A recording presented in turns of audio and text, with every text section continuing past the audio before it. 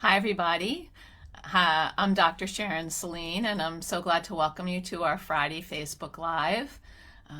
We're excited today to talk about siblings, a great thing to talk about as we head into the summer, where children will be around their siblings, of course, more than they might be when they're in school. So today is going to be a day of me talking a little bit about the sibling relationship, but also about you being able to strategize with me and asking me your particular questions about your children and their siblings. So I'd love you to say hi and tell me where you're from, and we'll get started in a minute. And we have a couple more people online. I'm sorry we're a few minutes late. Facebook changed everything again, and it took me a couple minutes to find my way. So welcome. Please say where you're from, and we'll get started as people log on. Hi, Kayla from West Texas. Hi, Christy from Hot Springs, Arkansas. Great to have you. I'm Dr. Sharon Saline. I'm from Northampton, Massachusetts, and I want to say we've had the weirdest week, with the fires and the smoke and everything. And I really just wanted to give a shout out to people who are particularly in New York City and in New York State and other areas where you've been, really significantly affected by the smoke from the fires in Canada. Hi, Elizabeth from Texas and Camille from Draper, Utah. Welcome. It's so great to have you. Let's get started. So let's talk a little bit. Let's get started first by talking a little bit about what the sibling relationship is. So the sibling relationship is the longest relationship we tend to have in our lifetimes. Our parents frequently, die before we do, and hopefully our siblings and don't. And so we're around on the planet for a long time together. And it's really important for kids to learn how to work things out on their own, do that within safety, and of course fairness. So themes of fairness, actually, inclusion and exclusion, competition and avoidance are very common in sibling relationships. Siblings are our first pure relationships, but we don't choose them. Siblings don't choose the family they're born into, and they don't choose each other particularly. They may be a different gender. They may be different ages and temperaments, and worst of all, they have to share that one person or two people they most want for themselves, their parents and their caregivers. Now, there are different issues that affect the sibling relationship. So the first one is the position in the family. For example, the oldest child may be burdened with responsibilities for a younger child, or a younger child may spend their lives trying to catch up with an older sibling. Gender, for example, is another issue that can affect the relationship. A brother may hate his sister because perhaps a parent seems more gentle with her. On the other hand, a daughter may wish she could go on a hunting trip that her father and her brother and her male cousins and uncles are all going on. Another issue that affects the sibling relationship is age. So when kids are 5 and 8, for example, they can play games together. But when they become 10 and 13, they probably will be poles apart, because there's a big difference between a 10-year-old and a 13-year-old in terms of socializing and things like that. Of course, one of the issues that we want to address have to do with the ADHD sibling and the non-ADHD sibling. Thank you, Annie, for putting up my article. I appreciate that. For the non-ADHD sibling, they may experience embarrassment. Why is the ADHD sibling acting this way, with daily meltdowns, school struggles, social isolation, etc.? Frustration, annoying behaviors, and not responding to requests to stop. Guilt, why one sibling has this challenge and they don't, and pressure to be the good kid, which is different from the ADHD sibling and not cause family stress and avoid issues. And lastly, what it's like to be the ADHD sibling. Sometimes these kids have a larger presence in a family. They might be the locus of worry and concern, and parents can be more engaged and take this child's feelings more seriously, perhaps, than the other child's feelings, which feels terrible, of course, to both kids. There can be jealousy for the ADHD sibling of the non-ADHD sibling. Envy of siblings can ease with school, sports, or socially, that when people find their own places and their own skills and talents. But there's a difference between jealousy and envy. Jealousy is, I want what you have. And envy is, I want what you have and I can't get it, so I'm going to destroy something, or I'm going to put you down so that you can't have it. There's a lot of rage and anger about feeling less than. So let's get the chat started, and I'd love to hear a little bit from you. What are the sibling relationships like in your family? And what's a question or two you might have for me about sibling relationships in your family? Now, the most important factor in sibling relationships is the parental attitude. Parents have generally been taught that they need to be impartial, but of course, this can be very painful and difficult. It's inevitable that parents will feel differently about children who have different personalities with differing needs and dispositions and, their place in the family. So, for example, if you were an older child, you were the oldest child, you may feel a certain sense of connection with your child who's the oldest child. Or if you were a child who grew up with ADHD, you may feel a connection with the child that you have who has ADHD.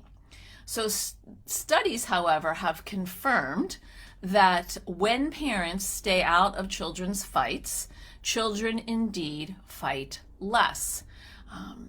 However, some studies have shown that that's because parents don't get involved, the majority of disputes will end with the less powerful sibling bowing quickly to the will of the more powerful sibling. So they might be fighting less, but that's because the less powerful child is not standing up for themselves.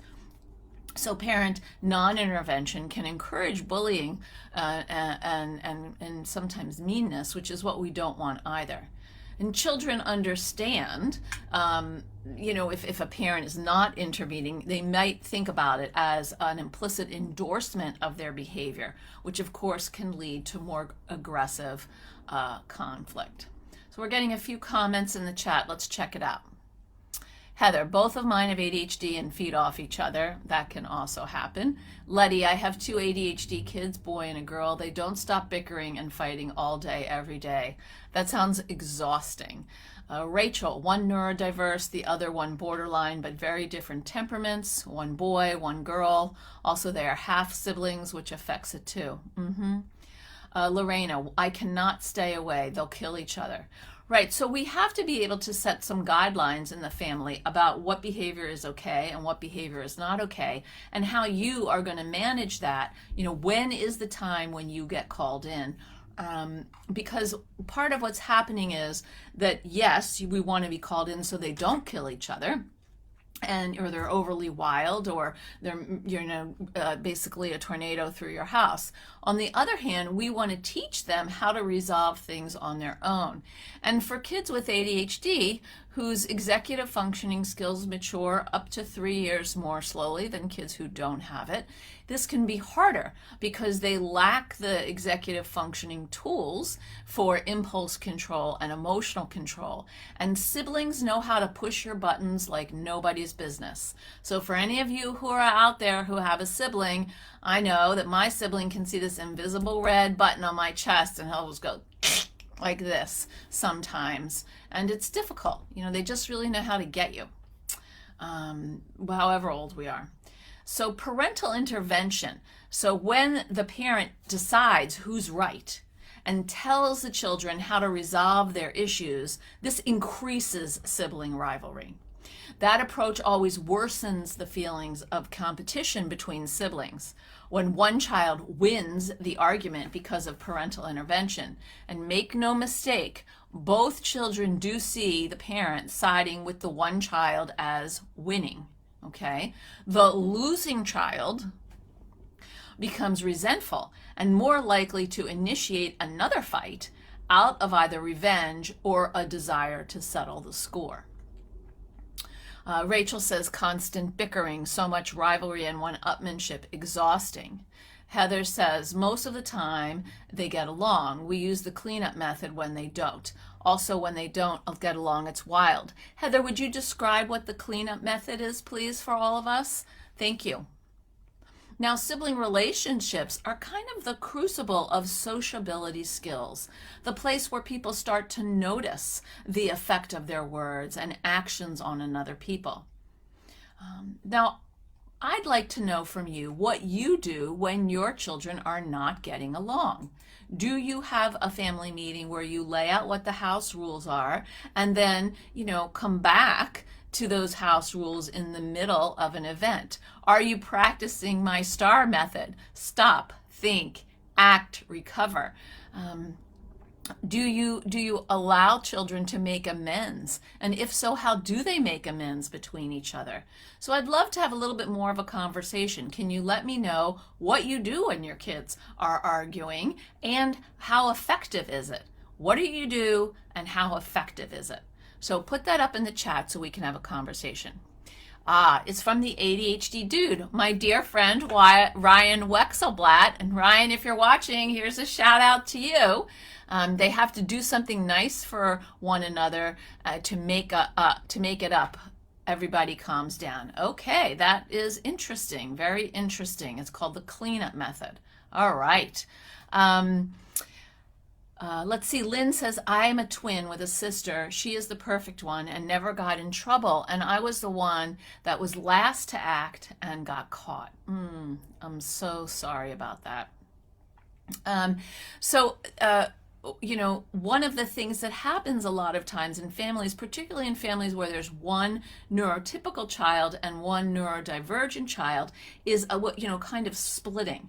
So it's possible that the neurotypical child becomes the good child and the child with ADHD is the more challenging child.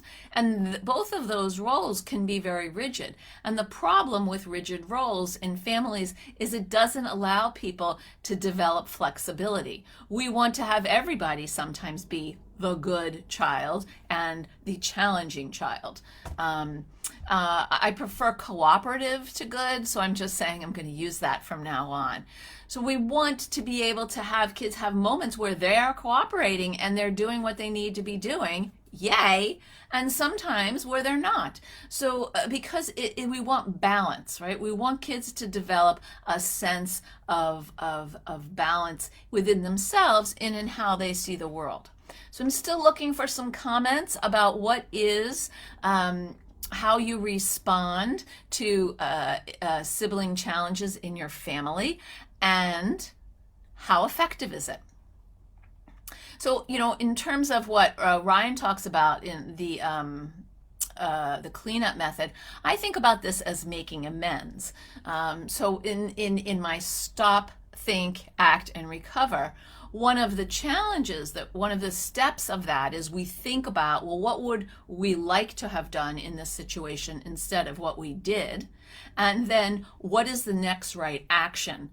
And the next right action may include a way to make amends, a way to work together. If you know if your son ripped up your daughter's drawing, how are you going to make amends? Are you going to tape it? Are you going to sit with her while she makes something else? Are you going to make her a drawing? You know, what does it mean to make amends? Because we want to teach kids apologies of action. Oh, I'm sorry is not really an apology. Or I'm sorry, but it's not an apology. An apology is when I look at you and I genuinely express my regret about what happened, and I offer to work with you on something that matters to you. So maybe an apology of action is, I'm going to help you put your laundry away because you have a lot of it because you went on that school trip, and you know, it seems like there's a lot. Maybe we could put some music on and work together. So we want to try to figure out, where are the ways that our children actually get along? What do they enjoy doing together? So I'm still waiting for some comments from you about, what do you do when your kids are not getting along and how effective it is. So please put that up. Lynn says, I was the ADHD child. She is still the cooperative child. I see. Rachel says, my neurodivergent daughter is the youngest, and I think my son feels we excuse her mistakes, but we try to explain the differences between the expectations. Good point, Rachel. I'm going to talk about that in a minute. Lynn says, at this point, I have separated myself from my twin and my mother. I'm sorry, that sounds hard. Ash says, give them both time to calm down, then discuss. So that's that stop, you know, in the STAR method, stop, think, act. You call a pause in the action for a particular amount of time, and people have a place to go during that stop. They know where to go. They have, you know, a couple of preordained activities. They are settling their bodies and slowing things down so that then you can come back together. Camille says, come from unhealthy dysfunctional siblings relationships. My boy 15 and girl 12 say and act like they hate each other. I do not want to force them to like each other, because I believe just because you are family doesn't mean you have to like each other, but you do have to respect each other. So one thing I want to say to you, Camille, is bravo for you for trying to force them to do anything. And secondly, 15 and 12 are tough years. You know, your daughter is in pre-adolescence. Your son is maybe a big man on campus at 15. Perhaps he's in 9th grade. And, you know, he's probably going to be kind of condescending and, you know, running some intellectual circles around her, and you know, sees her as younger and uncool when he's trying to be cool. So it's important that you actually, you know, don't get involved in the nitty-gritty, but you set a household policy about respect and what is respect, and maybe write it down and put it on the refrigerator. Respect looks like blah, blah, blah. Disrespect is when people say these kinds of words, people do these kinds of actions. And you know, I am really a big fan, particularly for neurodivergent kids, of incentives. So, you know, I remember when I first started, there were these little squares, these little designs that people used, or I made up, and it would say, I caught you doing something great, and then what it was, or I like when you blah, blah, blah. So it might be helpful to have ways for kids to be noticed for them doing desired behaviors with each other, and that is a joint kind of kind of like a joint collection of marbles, and the more marbles that are in a jar, the family earns something together. I hope that was clear. Let's see. Heather says, I usually make them separate to calm down, then go to whoever seems the most upset and talk to them. Then tell them I'm going to talk to their brother. I tell them if I was not there, which I usually am not, I don't exactly know what happened, but these are the expectations of how we treat each other. Exactly. And what you might want to do if you can, you're going to one and then the other, and then maybe the next time you flip it and go to one and then the other. Or that, if they can tolerate it, to be in the place at the same time and have a conversation, which is, I did this. I wish I had done that. So is there any kind of metacognitive ability, self-awareness about what they did and what they might like to do differently? Lynn says, when there was discipline to be had, we had times when we each faced a corner for a period of time, kind of like a timeout. Yes, that's something that we did, that kids did in the 60s and the 70s for sure. Heather, they aren't likely to start fighting in front of us most of the time. If I see what happens, I correct those actions and remind them of our rules. And yes, I usually compliment them when they get along. You're welcome. So we want to say things that are neutral observations. I see that you're working together, or I like how you're clearing the table together. Maybe let's bake some brownies afterwards, something like that. Jessica, I often discuss my expectations and how parenting both of them can be different because they have different needs, but I don't want it to seem unfair. So I try to be transparent with my oldest about it. He's 10, and I explain why I do what I do. He seems to understand a bit more. So we want to do some explaining, but we don't want to do too much explaining because kids start to hear the teacher and the Charlie Brown cartoons, wah, wah, wah, wah, wah, wah. So instead, what we want to do is to explain what we think they might need to know, and then hold off on the teaching part. So in the STAR program, it's stop, think, act, recover. And so recovery has two parts. One is actual physical moving on, and then the second would be circling back to do a little bit of teaching. All right, so let's go back to some of my notes here. So one of the things that we want to do is, as parents, is to support our children as they learn to work things out themselves. Some general guiding principles that teach better problem-solving skills are: restate, post, and make sure kids know the family rules or the house rules. Listen to both sides, not because you can make a ruling, but because both children need to be heard. And one thing that can be helpful is each child says something, and then you can say, okay, what I heard you say is this, and what I heard you say is that. How are we going to move forward? How are we going to work together to resolve these different perceptions and move into what's next? We're going to help children express themselves to their siblings. When children are upset, a lot of times what they'll do is blaming.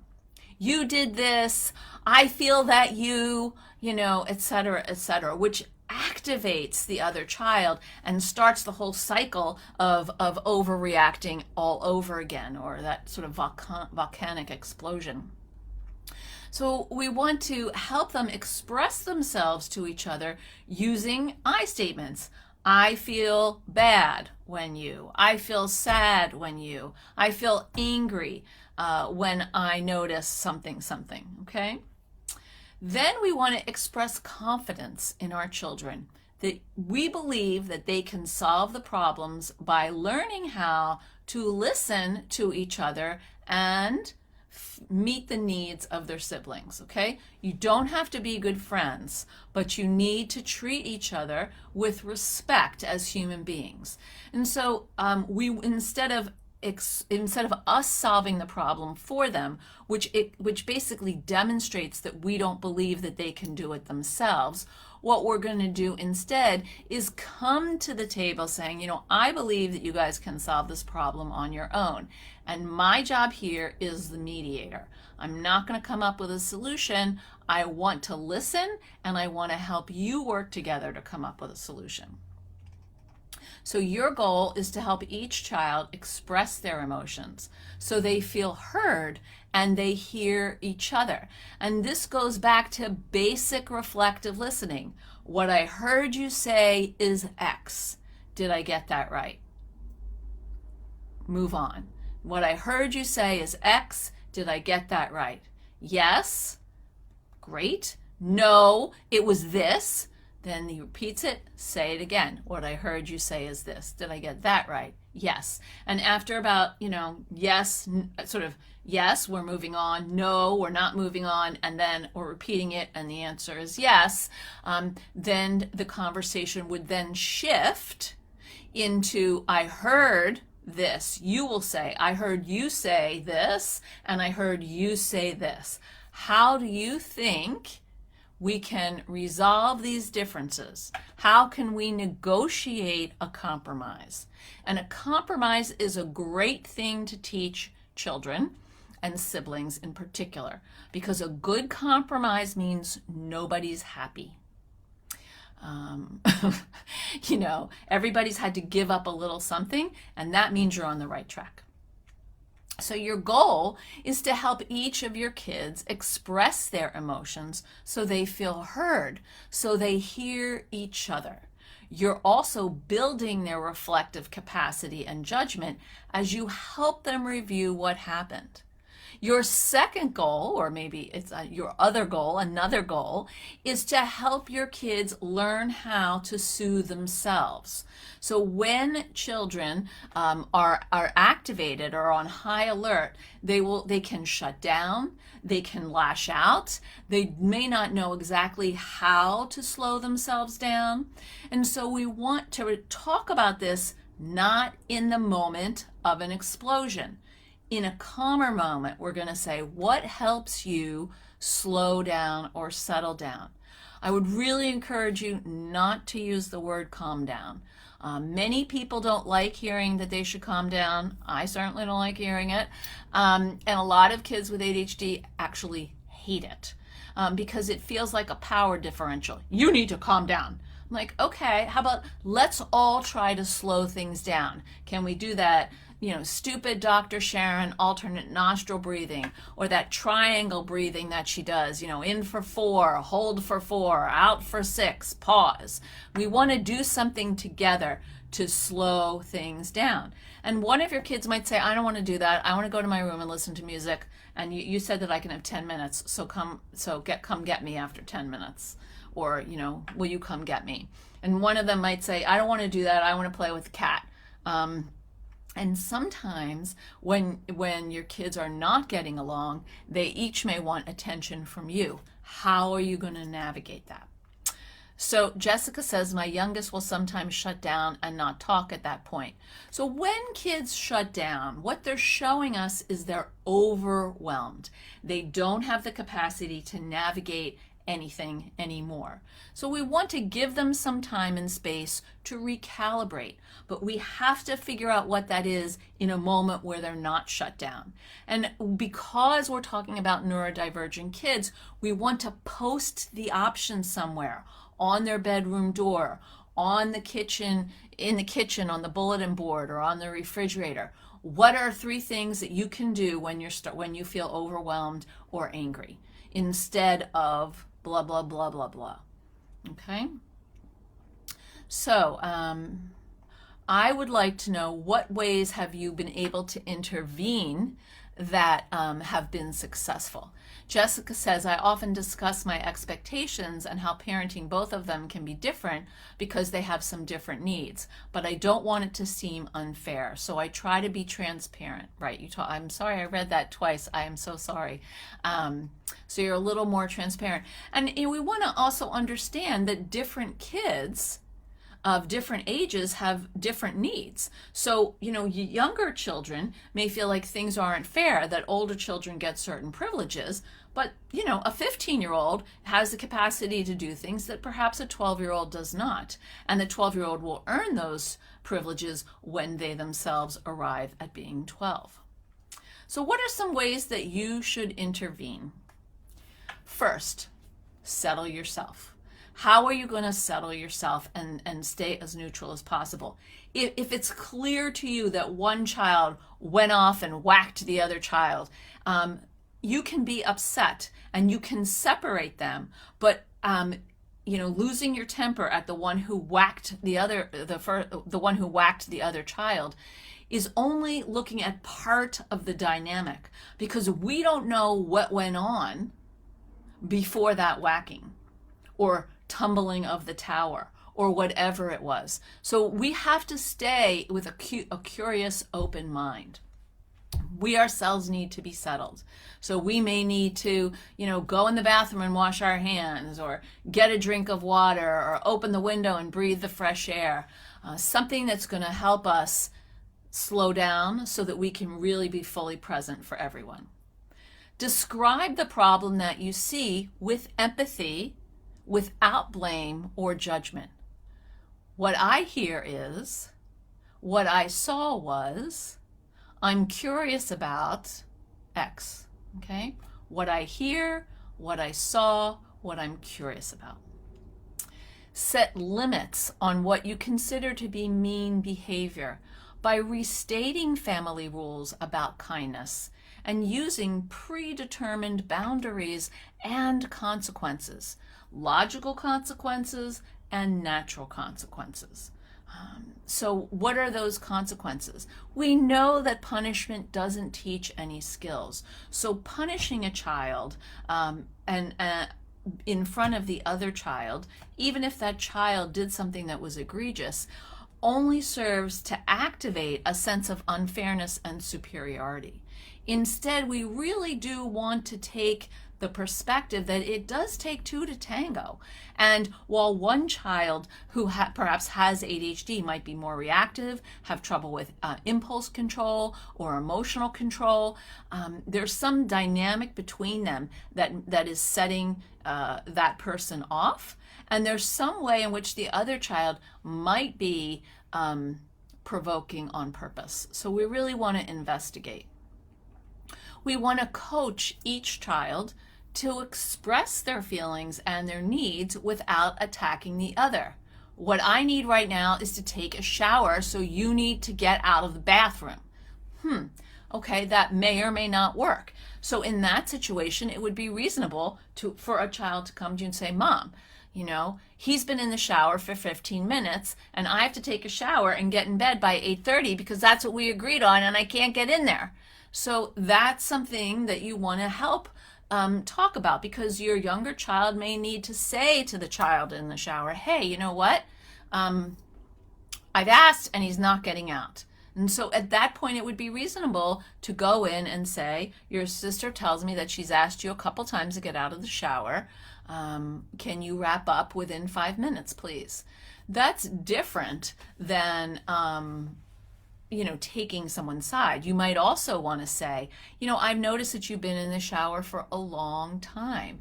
So how can we help you take shorter showers? That's something that we want to brainstorm outside of that event. And we want to coach each child to really be able to talk about what they need without attacking the other, without name calling. And we want to investigate our kids' own ideas for solving problems between them that they're experiencing. What is something you think would be helpful? What is something you think would be helpful? We really want to assert our leadership and the family by assisting them in brainstorming and working together for solutions cooperatively. Now, fairness in the family is such a huge issue for so many families. And fairness doesn't mean equality, but rather the sense that you are both feeling listened to, all the kids feel listened to and included in the plans that are created for the family. So you feel listened to and you're included, you participate. And we want to use incentives and reward charts for people.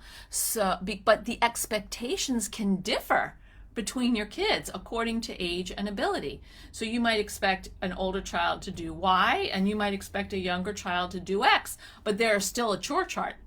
right? It's just what they do and for how long may differ according to age. And for older kids who complain, oh, they get off so easy, they're your favorite, blah, blah, blah, what you want to say is, you have these privileges because you are 17, and your sister has these privileges because she's 14. And so, if that's why the chores aren't the same, because your capacities are different. One of the things that you want to really pay attention to is that your child or children, depending how many people are in your house, are watching how you are interacting with your child with ADHD or who's neurodivergent. And so when we as adults can practice self-control and figure out what helps us manage ourselves better when we're triggered, we're modeling that for our kids.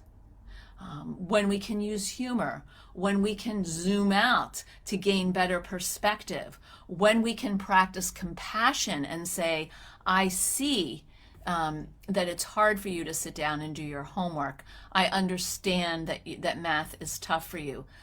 How could we work together to make this more pleasant or get you through it? When you model that, when you talk like that, your other children can follow your lead instead of a comment like, what's wrong with you? Why can't you finish your math? You've been at it for 15 minutes already. Of course, none of you would talk to your kids that way, but I'm just using that as an example. So let's dive in right now, and maybe you could put up in the chat, what is the number one issue that your kids seem to fight about? I'm very curious. I'd like to know, what is the main issue that your children tend to argue about? And how are you responding to that? I think it's really challenging for us as parents when our kids are arguing about something, to try to, not to jump in. I remember when my children were younger. My son is 4 years older than my daughter. And, by the time he was, 6 or 7, he could run intellectual circles around her. So he would sort of tease her a little bit, and then she would get upset. And she was 2 or 3, and she would bite him. And the amazing thing is, he never hit her. He never hit her, and he never bit her. And that was something that, we constantly noticed, and we let him know how proud we were of him for doing that.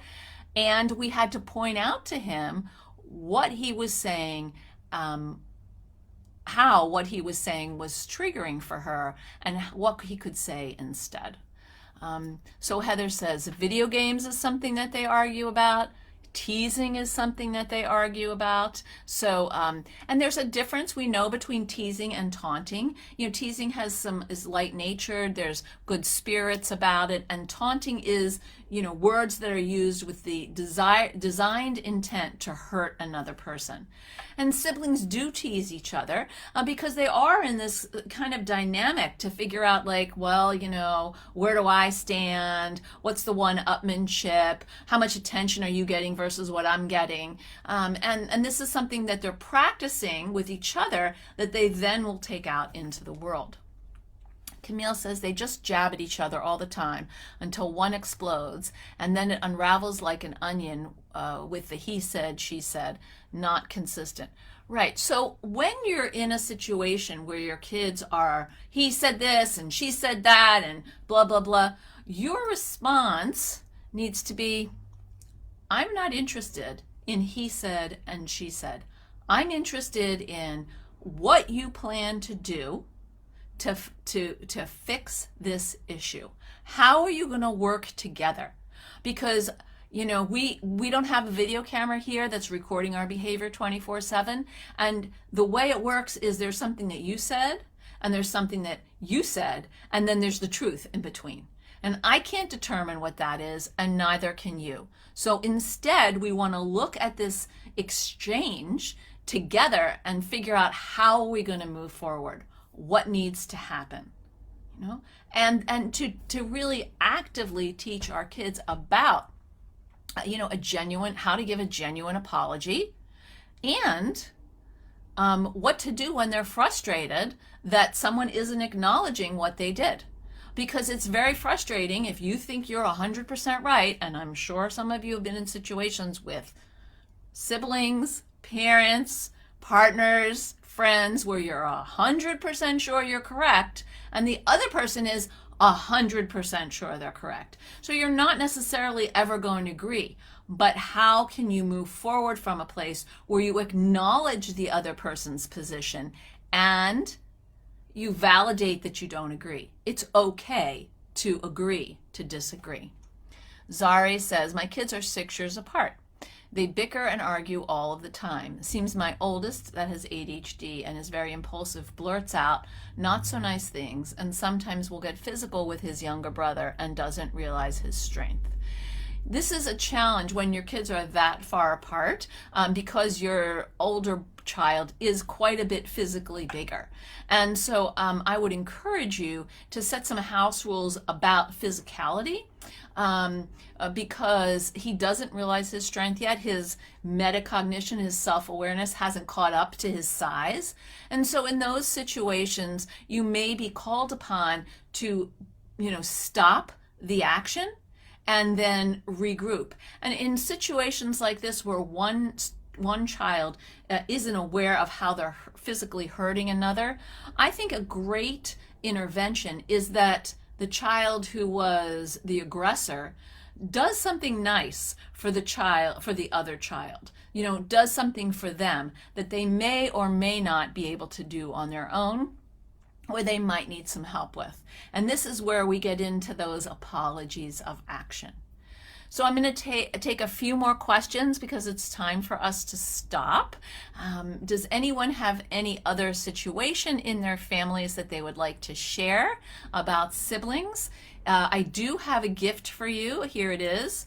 It's a little bit about my 5 C's of ADHD, and I think that gift is very useful when we're talking about managing kids, because we need to manage ourselves first. We need to practice self-control. We need to help our kids learn self-control. We need to practice compassion, meeting our kids where they are, not where we think they should be, and compassion for ourselves, that it's hard when our kids aren't getting along and it's exhausting. We want to practice collaboration. We want to work with them to come up with solutions that meet their needs, as well as our own. Consistency. We're going to practice steadiness. We're not aiming for perfection, but we're going to notice when they're efforting, when they are attempting something different, a different response, and validate that. And finally, celebration, which is about noticing and validating activities, actions, words, behaviors that are headed in the direction you would like to see your children move towards. So it's important to greet their efforts to change or do something different with positivity, because these are often kids who tell themselves a negative story about themselves rather than noticing that they're trying to do it differently. So you're being able to see that and validate that can be very useful. So Camille, for your last comment, we also deal with 50-50 custody with when parenting is very different. Do you have tips to help shift household expectations? I do, and if you go to my website, I have a blog about parenting, divorced parents and how they can work together, and parenting in different homes. So I would encourage you to check that out on my website. I'm just going to put it up here. There's a few articles about that there. Thank you so much for joining me. Because of the summer break, we will not be meeting for 3 weeks, a very long time. We will meet again on July 7th, and I'm very much looking forward to seeing you then, and then we'll be going every other week after that. So I know there's been some, fits and starts this spring with meeting and then not meeting and some breaks, but it's really my goal that we meet every other week so that you can put it in your calendar and show up and join me and everyone else in the community for a lively, engaged, and interesting conversation. Thank you, and I hope you have a wonderful day. Bye.